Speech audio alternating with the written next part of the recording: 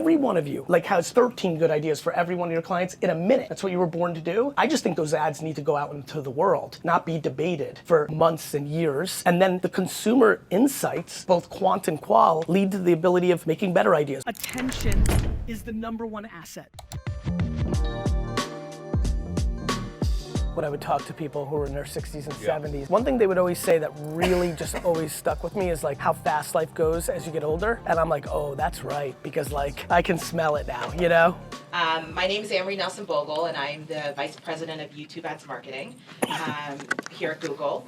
And why we're here together. So, you know, we're seeing that, and you all know this, I mean, YouTube is just such a great platform to bring brands and culture together. I'm constantly amazed by how brands are showing up in multi-layered, multi-format ways on our platform. And this allows brands to really tell stories of various lengths, styles, tones. And it really allows brands to draw millions of viewers and comments along the way. And beyond brand storytelling, what's also amazing and what we're seeing is that creative quality contributes to nearly 50% of media impact, far surpassing reach and frequency of touch points according to Kantar cross media database. And that's why I'm so excited with this crew that I have on stage with me here today to talk about creativity on our platform. So, but before we jump in, just want to give a little intel of what we're seeing on the platform right now. As I mentioned, brands are really tapping into culture and a lot of the hit makers, so our creators. So every day they're tuning into YouTube to really watch their favorite creators and see what they're up to. Brand creativity has really exploded on shorts on our platform. So, you know, as we know, shorts can go high, lo-fi, basically be driven by creators, by artists, and it really has an immediate impact on campaigns. The other piece that we're also seeing is that long-form storytelling has really unlocked a deeper connection with viewers. And for those who don't know, for the past 12 months, we've been the #1 streaming platform on connected TVs, and that's ahead of Netflix and some other streamers. So we're excited to see just the engagement in the living room. And brands are really tuning into AI, and this is allowing them to find their audience, enhance their creativity, and take a lot of the guesswork out of creative versioning and optimizing their existing creative assets. So on that note, I'm going to introduce our panel. So I'm joined here today by Gary Vaynerchuk, and many of you know him, so give Gary a round of applause. I got that so you can capture that for your video. Thank you. Thank you. He's the CEO of VaynerX. I'm also joined by Samira, the Chief Creative Officer at Ogilvy, New York. Let's give her a round of applause. And Rob, the Global Chief Creative Officer at WPP. Global. The boss. Worldwide. The Global Universal Chief Creative Officer. And I will do just a quick little bio on each of these wonderful people. Yes, please. Let's skip it. They can Google it. Let's skip it. Okay, well, I'm sure you all know these wonderful people, so let's just get right into it. Fair. Sound good for everybody? I think so. All right, good. So, Gary, I'm going to start with you. Okay. Tell us a bit about your journey as a YouTube creator and CEO of a media company. You know, what made you get started? What have you learned as a creator over the years, which could be applicable to brands? Let me focus on the third one, because I'm just trying to focus very much on bringing value to this epic crew. So my journey as a creator started on February 21st, 2006. So I've been on the platform for a long time. I would argue that YouTube desperately changed my life. I was running a wine retail business.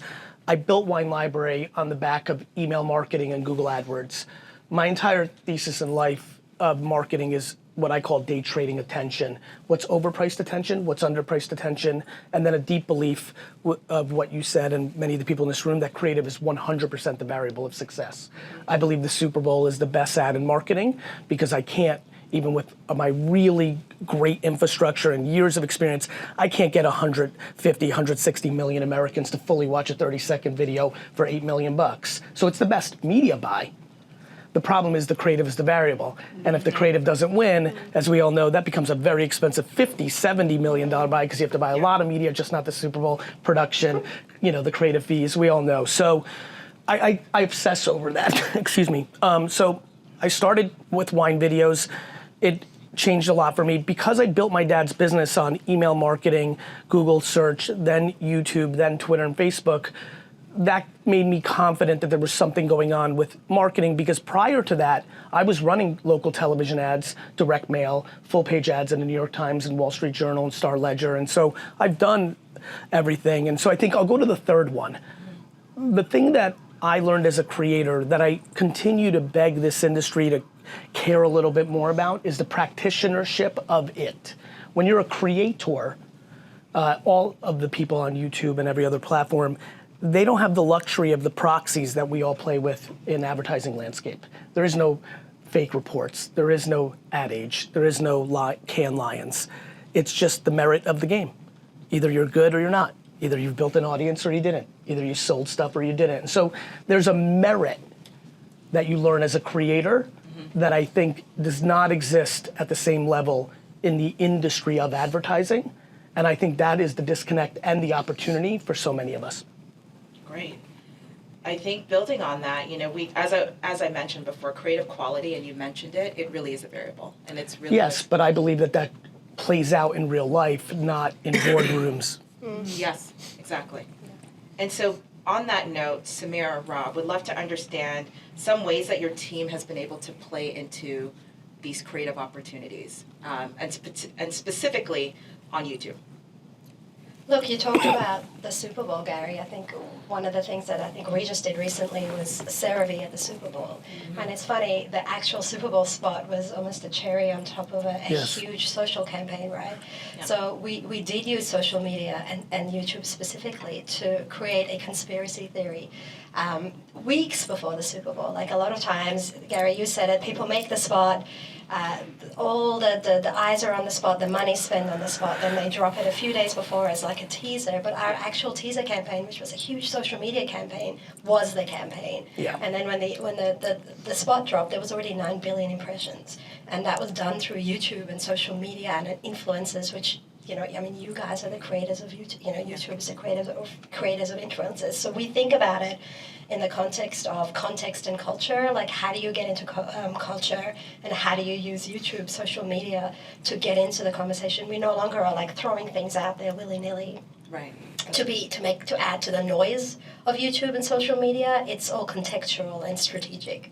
And I saw even with your campaign, you did tap into YouTube creators. We absolutely did. Yeah. That, like, for example, Bobby Altroff, right? Yeah. Like, she blew up overnight. She has the Very Good podcast on YouTube, which I'm obsessed with because her tone is amazing. So there was an 8-piece sort of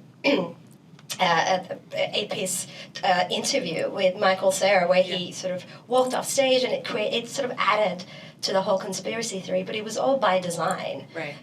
So and then we did a YouTube takeover on the day of the Super Bowl, and then the spot was dropped on YouTube, so that YouTube played a really big role to kind of move people around from different pieces of media, and sales went up by 100% like overnight because of everything that we did. Amazing. Rob? I mean, that's the only metric that matters, like when you make something great in the world, and CeraVee is an amazing example. We have something special planned for CeraVee at the end, so let's not forget this. It doesn't matter if you're making something that wins in Cannes. Like, again, this is all, I believe, CCOs and ECDs, creative people in this room, right? Yeah. I wish it was media people, and I wish it was brand marketing, because I sit in sometimes, whether it's at YouTube or maybe other places, it's necessarily the wrong people. Like, we'll do anything. We'll make ads and ideas that go anywhere. We have to start with a big idea first, right? Yeah. It doesn't matter, like, whether it's CeraVee or what we did with Verizon and Beyonce and launching her music there. Like, that started with a great idea that she can break the internet, but she can't break Verizon. If they didn't have that part, it didn't matter. Right. Like, and if it didn't have results, doesn't matter if we win on an ad meter on one of these things. If it didn't drive business, like, then we're out of business. Like, that's how you get more chances to do things. YouTube has been so incredible for a long time now. I'm old, that's why I wear a hat. You can't see that I'm bald. But it's been around. It's the place where and you've convinced people, and Volkswagen was the first one to really do it, really take advantage of YouTube in a way of making a longer form of something. When the Darth Vader, film came out and it really launched on YouTube, played other places, but really launched on YouTube. The long form, by the time it got to the Super Bowl, it already had won. Right. And the shorter version played. So I do think that's probably the biggest impact on the advertising business is as creative people and creators, we know we can do longer form things on YouTube that you still can't do anywhere else, even on TikTok or any other places. I think to add on that, there's a really interesting thing about that Volvo thing and just looking at everybody react to that because it's so of our industry. 7 years earlier than that, Will It Blend, the blender, built a business right? And I see some of you remember it. Built a business from $0 to $80 million in sales when nobody was even on the platform-ish yet to the size and scale that we're at. And I think that's what gets me excited about what I'm sensing in our industry. Because, now I'm 15 years in. And so, there's a lot of context that comes along with that kind of level of time. And what it is that I think this conversation is starting to actually happen, meaning the survey thing, which I thought was so well done. I feel like the Will It Blends and like to me, I can't believe that anybody even has a conversation about not understanding that pre-roll YouTube has a prayer of being seen in a world where a television commercial has none, right? And I think if you just start with that, you have a prayer. But what I don't think our industry is great at yet, but we will, is I know we think in big ideas, and when you said that, I see the body language of the crew. But what I definitely know is just do it. Where's the beef?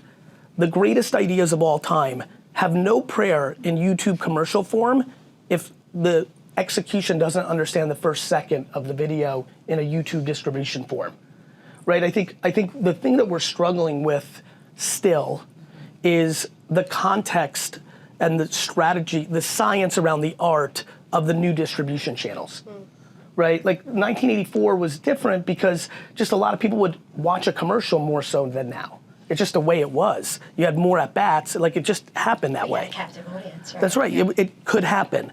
But now, like 99% of YouTube pre-rolls videos are not made great for a YouTube pre-roll video. But I do think that over time, it's starting to feel like Madison Avenue is starting to actually debate like, oh wait, the context of the creative has to matter or we'll have no chance for it to be seen. And I think that's nice. I think we're starting to get close. I can smell it. And that's a great tee up for my next question, actually.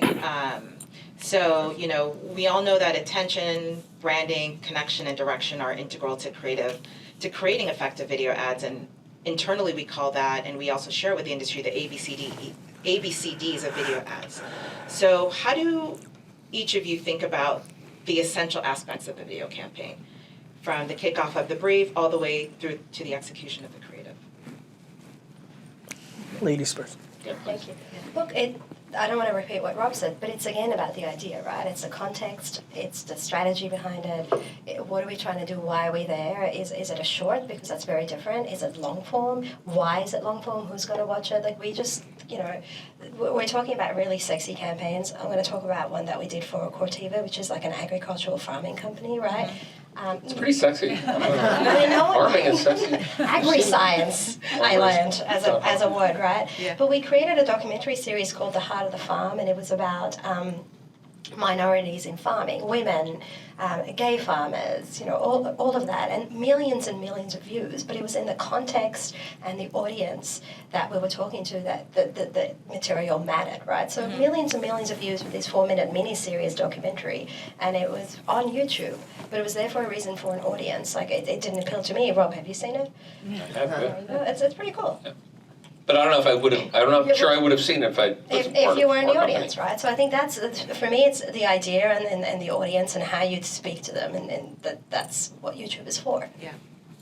I don't think we spend enough time. Again, we're not necessarily talking about YouTube and videos for YouTube and the ABCs of making content, but the briefing part, I think we've completely lost faith in a bit. And I think a lot of clients have lost faith in, like, do we need so much strategy and there's too many decks? And, even when we sometimes work with Google, we have sometimes these conversations, but like the brief is the most important thing. Again, the people who are making this content, whether it's on YouTube or on Facebook or any other places, like they're young people.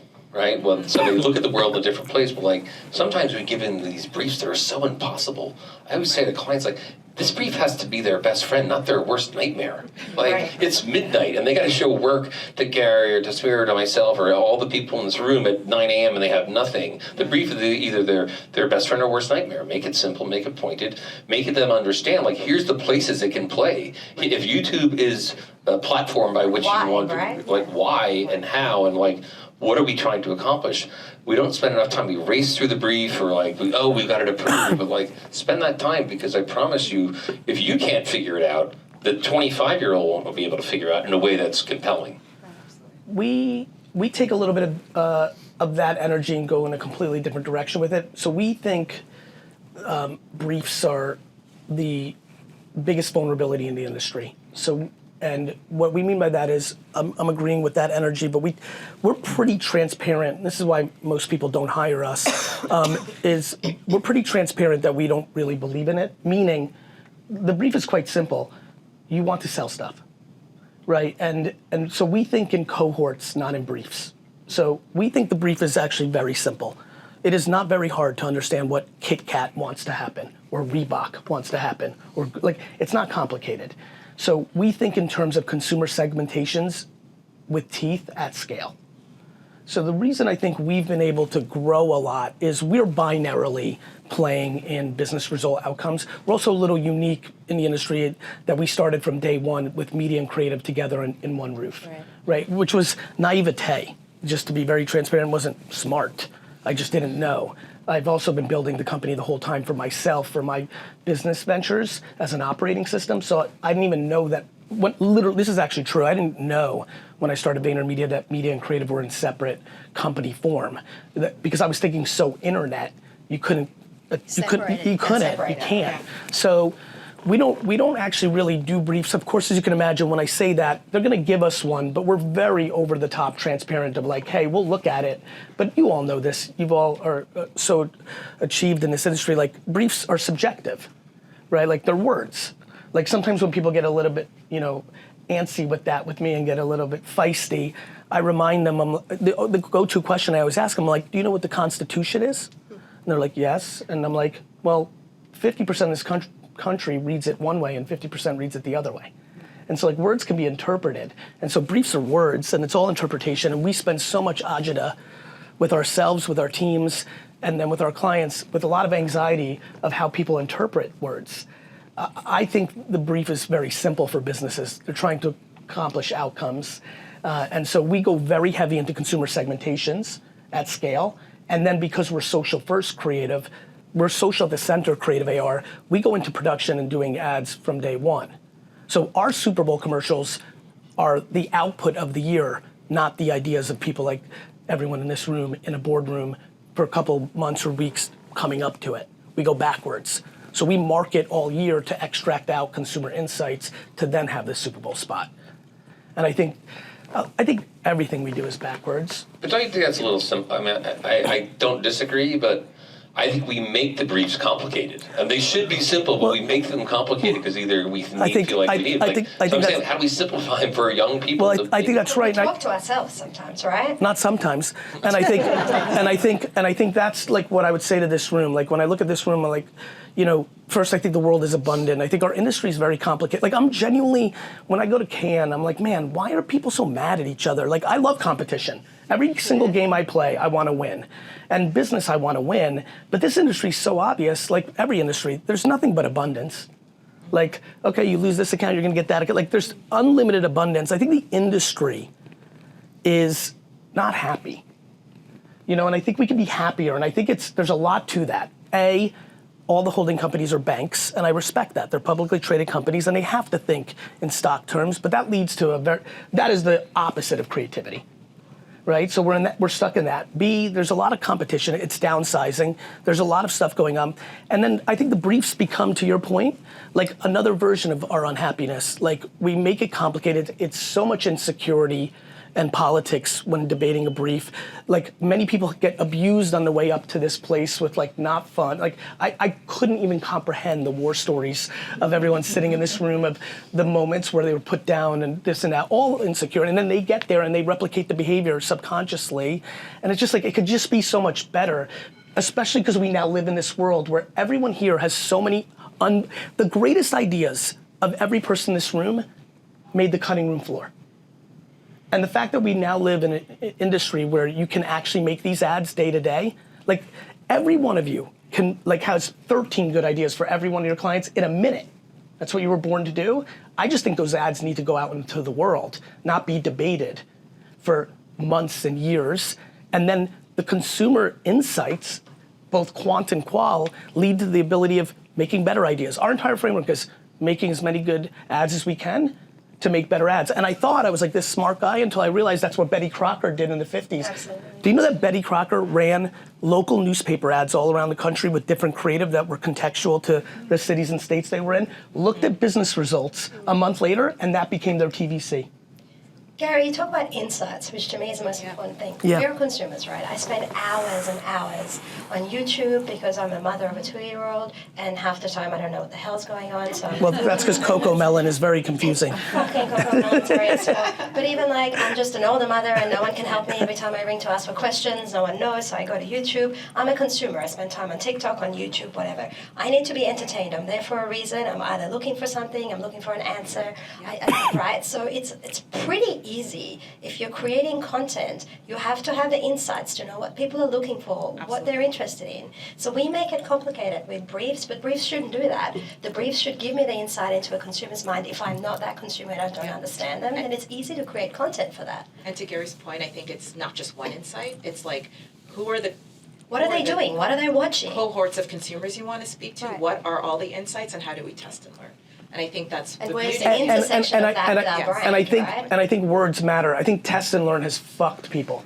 Okay, not test and No, learn. no, but no. Let me say this because I view this as like a friend circle. Yeah, of I think it's ads for the sake of making It better is being ads. broadcast, Gary. It's just- Oh, is it? friends. Is this I think live? Is this live? No, Is it's this not. live? No, it's Oh, not. We can't swear. No worries. No, it's not. I don't think it's tested. I think what it is. If I may, Yeah. please, I'm so passionate about this because I think this can unlock so much for everyone in the Yeah. room.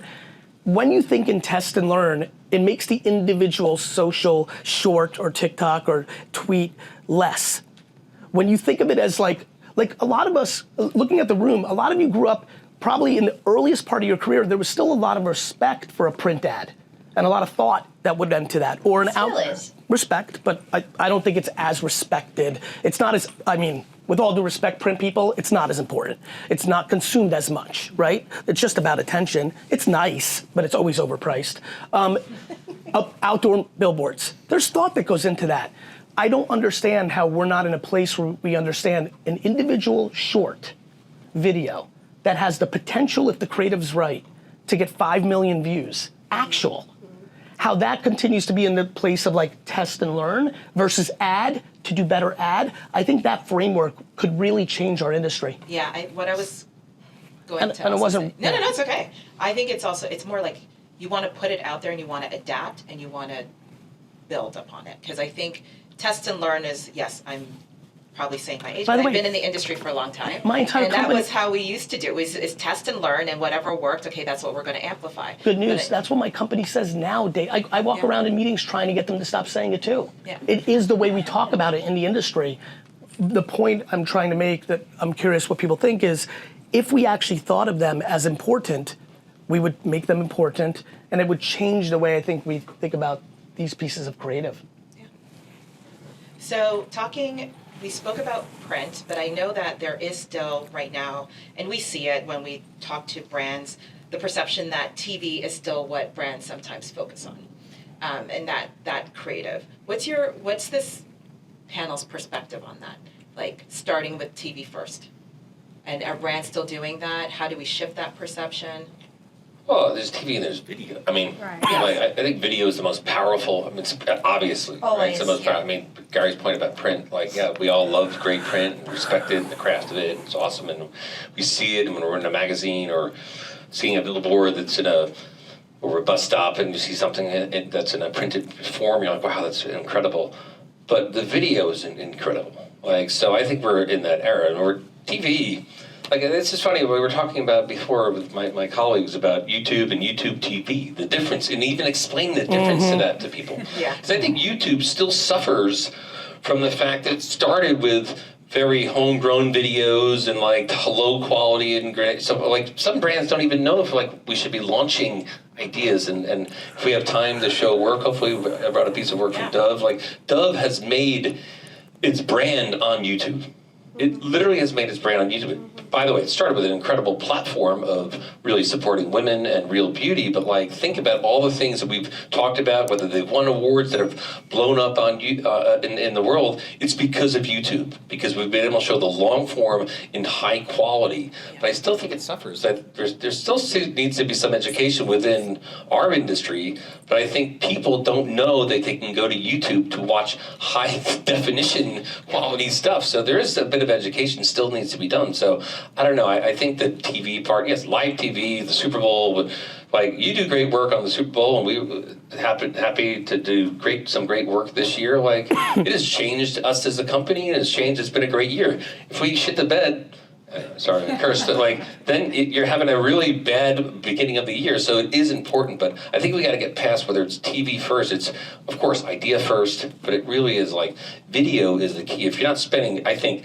90% of your time on how you're reaching people through video or any kind of video, then you're wasting your time. Well, video allows you to do storytelling, right? So whether it's long form pieces, like you go to YouTube after the Super Bowl to see the spots again and to see the longer versions of it because it's housed there and that's what you go there for. I talked about Cortiva, documentary series. You're there to educate, tell a story, entertain. Like video is never going to go away, and it's the strongest sort of form of communications, and brands just need to kind of get better at it, and they are getting better at it. I mean, I'm watching Gary's wine text, GaryVee wine text videos on whether it's TikTok or these things. It's not because he's here. It's actually because I'm interested in the context. I'm interested in the context, but also it's entertaining to me. So when he says a wine's bananas, I'm like, I gotta fucking get that wine. I was like, because I know you're being honest about it, you know. So there's something about it that like we got to get past this, whether it's TV or not. I think YouTube could do a little bit of a better job educating people in the industry of like, oh, there's YouTube TV, there's YouTube platforms, there's Masthead, there's all these different things that are available, but we're not necessarily thinking about how to create for that. I think these are all incredibly valid points. I personally, and not because we're in the room, like, and I do like to shoot it as straight as I can. Like, I think YouTube does more than fine of a job of explaining YouTube TV and YouTube. I also think that anybody with a half a brain can Google it and understand it in about 2 minutes. I think there's a different part of the conversation, which is the holding companies that own all the companies in this room make commitments to television because of the way their business runs and the margins they make on television that are different than what they make on social media, and that dictates how much television is being produced. And by the time it gets to everyone down here, that's already been decided. But then what do you call television? YouTube TV is television. Well, no, I think Hulu is television. Yes, I understand, Netflix but is yes, kind of television. that's right. That's the point I'm saying. We're talking semantics of CTV and fast channels and where the world of video is moving. I agree. I think the reason that people continue to spend a lot of money on television, as we know it, network television, cable television, has a lot more to do with the business aspect of what everyone's here in and how the media side of their business works and where the margin is and how much they make money on it, not if it's good for their clients. Possibly. I mean, it's a real like. Yeah, it's a good conversation. By the way, I could be wrong. I'm just saying I don't think so. Yeah. Okay. And I think Agree to disagree, right? Yeah. Yeah. I think there's different That's okay. perspectives on well, the that. different perspective is that, like, I think that everybody in the creative room here would absolutely like to make better videos because they're capable and they're extremely talented.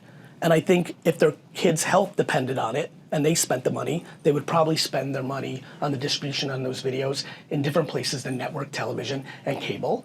And I don't think it's, by the way, I don't think it's a bad thing that businesses do the right thing by their business. I'm just saying that's why it's happening. I think YouTube would get dramatically more money, you know, like they do from every other part of the world besides the Fortune 500 landscape, because everybody else has to play on the merit of the outcomes. VC-backed companies, small businesses, and so I think it's just going to be a period of time. India is a perfect example of a country that is, I mean, it's the biggest market for, I think, YouTube. I think Yes. USA is second. I think YouTube is 486 million viewers in India and 200 something 60,000 million here in the US. Like, so India has figured it out. And Gary, you're exactly right. Like, we're the biggest media company in the world, and the biggest company in India. 50% of the media is done through Group M. So, like, we firmly believe in YouTube. So I don't know. I just think it's not always fair to say it's the holding companies. Well, it's just in general, it's the brands. The brands are nervous to get off the crack of network TV. Yeah, and that's why the question was like, how are brands thinking about video holistically? Are they thinking about it TV first? And I think there's still shifts. We have to help shift the mindset. Some brands better than others, Yes, right? exactly. Yeah. Exactly. I think there's incredible validity to what you're saying. There's plenty of board members at these brands that don't allow their CEOs and CMOs to shift that media, and I think it's an incredibly fair point. So would love to turn to creative. So I'm going to pass it over to you, Samira. Rob, would love you to share the examples of the work that I know we have an example of Dove, Costa Beauty film, as well as the CeraVe True Crime. So we can tee those up. I think it's hard to follow. You should do CeraVe first. I think it's. Where's the prop? Can I find? I'll do the prop. I'll do that part. So we talked about it a lot, right? Yeah. What I'm really proud of what the team did was, I think what we do well at Ogilvy is we have PR, social, everything in the same building, and it's the best example of our offering, Gary holding company or not, right? We all sit in the same building, so this was a Super Bowl brief, but if you think about it, it was so social first, and by the time the Super Bowl happened, the spot was just like, that's funny, and it is funny, right? But it's not a commercial. It was a whole program that ran for a whole month, essentially. Yeah, it's great. So I have the case study because I think it tells the whole stories and it's got really amazing results. Yeah. But it's funny and entertaining and people got into it. Like it was a little nugget of a thing that we found on Reddit that someone thought that CeraVe was invented by Michael Cera. And CeraVe is a very clinical brand and they talk about dermatologists and like how the fuck do you show up? Sorry, I swore. How do you show up at the We'll never be invited back. This group will never be invited back. Like we said, it's a. But Gary's been here a lot of times. This guy curses more than anybody, so I don't know And how. I'm Australian, so I can't help myself, right? But like, how do you show up at the Super Bowl and make derms look sexy, right? And obviously Super Bowl celebrities, blah blah blah. So this, I think, is and you know the team did such a genius job at like creating and the brand behind it too. This conspiracy theory, and then the brand sort of joined in and fed the conspiracy theory. So it was this constant conversation for 4 weeks leading up to the Super Bowl. And the case study kind of tells you all. So let's watch it. Claims. And I can't be held responsible for every rumor, every nasty rumor about me. We received this email. The subject is King of Skincare. I have it on very good authority that actor Michael Cera has been hiding something big. No, we're not going to take 5 minutes. Whoa! He's allegedly the brains behind skincare brand CeraVe. Something is going on with Michael Cera. Great products. Like, is he okay? I'm here with Michael Cera from CeraVe. I could be from CeraVe. Yeah. Michael Cera sent me a box with his face all over it. I just really hope it's not his head. If human skin is paper, let me be the poems. CeraVe. CeraVe is Michael Cera's skincare line. He comes from millions of dollars in lotion money. Michael Cera created CeraVe. I'm not kidding. And what happened next? That's when CeraVe came in to shut it down. They came out with a statement saying there's no association with Michael Cera. Michael Cera did not develop CeraVe, dermatologist. Go back to Super Bowl 58 in Las Vegas. I'm Michael Cera, and human skin is my passion, which is why I developed this. CeraVe, developed with Michael Cera. V. We like?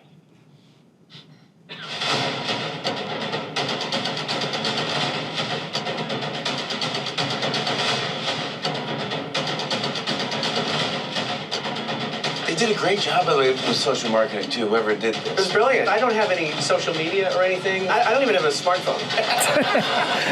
Wow.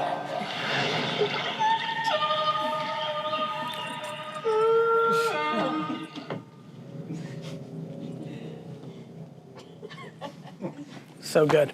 But it doesn't end there. The because every year we got to follow it up for next year. So listen, we have to do a spot next year. So we had Michael Sarah, so now we have Gary. Oh my God! Sarah V!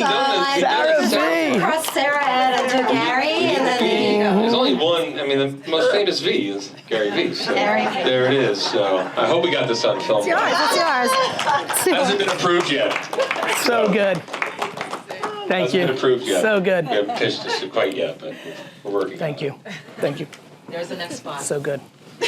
I'm available. Okay, next, quickly, do we want to jump into Dove? Do you want to say a few words? Yeah, I said it before, and again, this is a tough piece to follow this, Yeah. but I think this is what the beauty of YouTube is that you have so many different styles of whether it's educational or whether it's just crazy or stuff like that. And certainly Dove has used it as their #1 platform. And this piece of work got 38 million views in 1 week. And it's the biggest thing that Dove has done and in using YouTube. And it wouldn't have happened. Actually, Facebook rejected it. YouTube, we did have some issues because the content is so serious and so things, but it did launch, the longer form version launched, and I promise you, it's and we'll talk about it a little bit after, but why this piece was so moving to me, but also why it touched so many people. And without YouTube, this doesn't really see the light of day. And think about the lives that it will impact going forward. And that's really why we're in this business. So.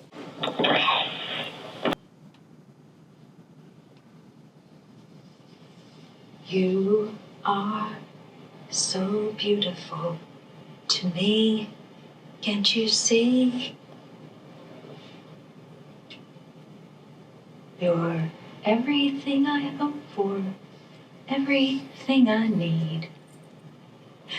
You are so beautiful to me. Can't you see?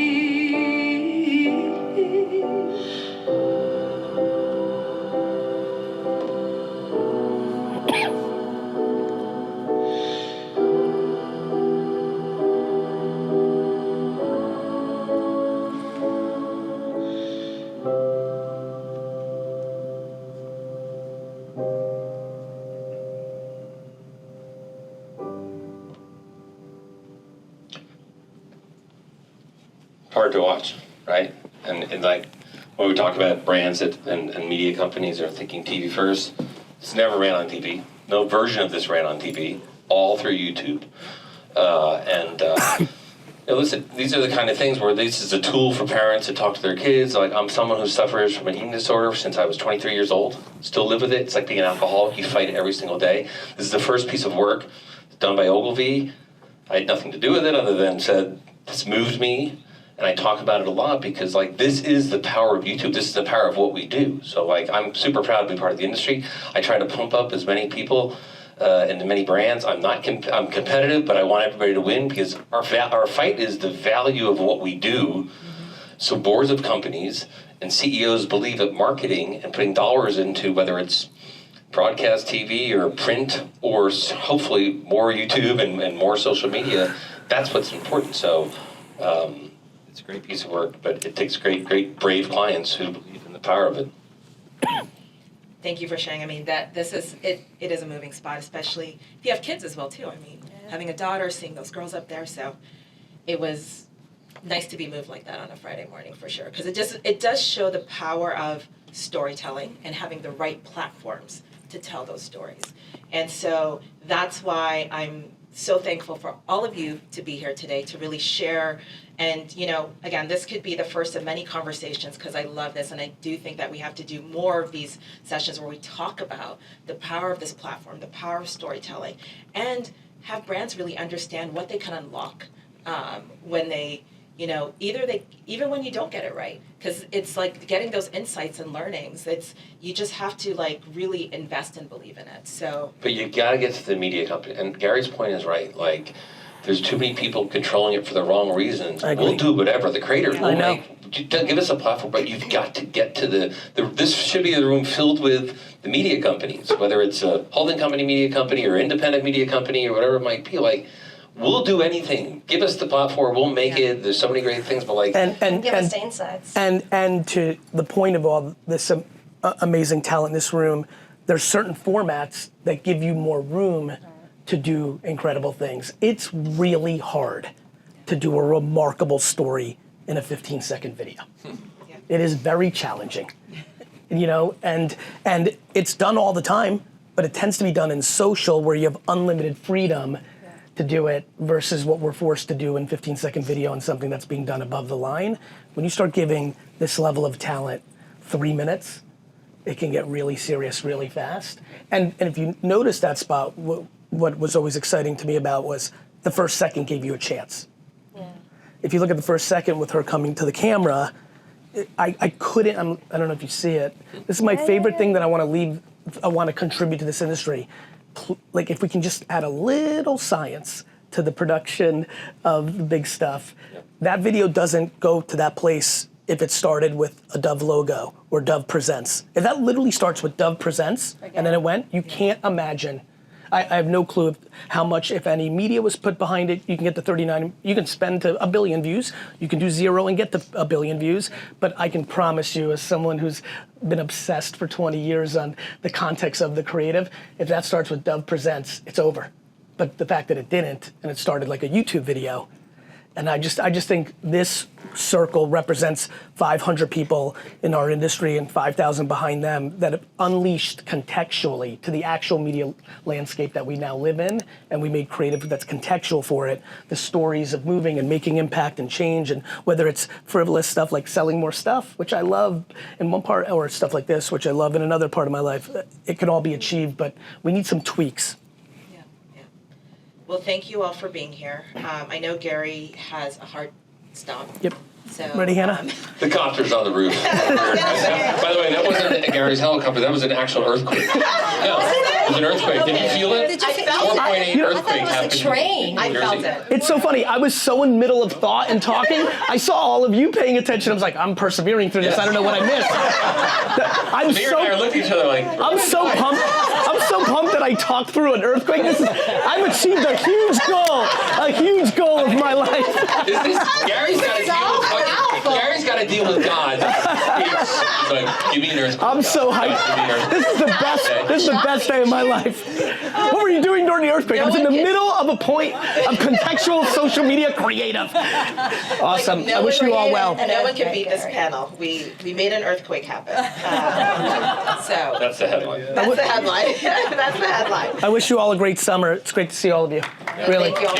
Yeah. Hey everybody, I wanted to say that a new book is coming. The follow-up to Jab, Jab, Jab, Right Hook, originally called Jab, Jab, Jab, Left Hook, but I finally captured what I've been doing for the last 20 years as an entrepreneur, as a creator and influencer, as an operator of a marketing company that works with Fortune 5,000, 500 companies, and really the punchline of what I'm seeing in society, which is day trading attention, how to actually build brand and sales in the new social media world. I'm really proud of this book. When I read it, and some of you follow my social enough to see the clips, when I read it in studio, it got so deep, it goes so detailed. It goes macro and micro, as I like to roll. And so if you've not picked up a copy yet, go to GaryVee.com/DTA, which stands for Day Trading Attention. I have a feeling that this book, much like Jab, Jab, Jab, Right Hook, literally got an email, they just read it, it's 10 years ago. The updated version of the marketing manual for your marketing team. Definitely if you're a social media person that runs your stuff, you need to get a book for them. And definitely the marketers in Fortune 500 for your staff, and the entrepreneurs and creators and influencers who are trying to build something for themselves. So proud of it. Hope you enjoy it as much as I enjoyed putting it together. The manual that we are going to give to everybody when they join VaynerMedia to read, and hopefully the manual to the modern marketing world, and especially the social media first world. Day Trading Attention out this May 2024. Pre-order your copy now.